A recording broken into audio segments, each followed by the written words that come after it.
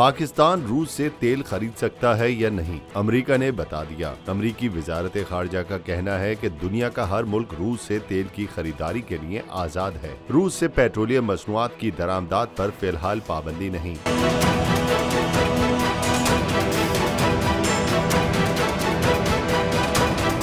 अमरीकी महकमा खारजा के तर्जुमान ने एक सवाल के जवाब में बताया कि दूसरे ममालिक पर रूस से पेट्रोलियम मसनूआत की दरामदात पर फिलहाल पाबंदी नहीं है। अमरीकी वजारत खारजा के तर्जुमान से ये पूछा गया था कि क्या पाकिस्तान और दीगर ममालिक भी इसी तरह रूसी तेल दरामद कर सकते हैं जैसे भारत कर रहा है, जिसके जवाब में उन्होंने मजीद कहा कि अमरीका वाज़े तौर पर कह चुका है कि हर मुल्क को रूस से तेल की दरामदात का फैसला अपने हालात को देख कर करना होगा।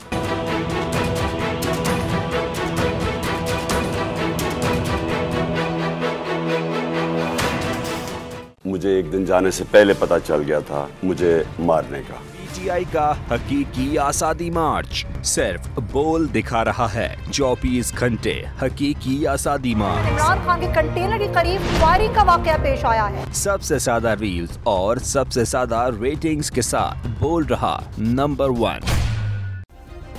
सब्सक्राइब करें और बेल दबाएं ताकि कोई खबर रह न जाए।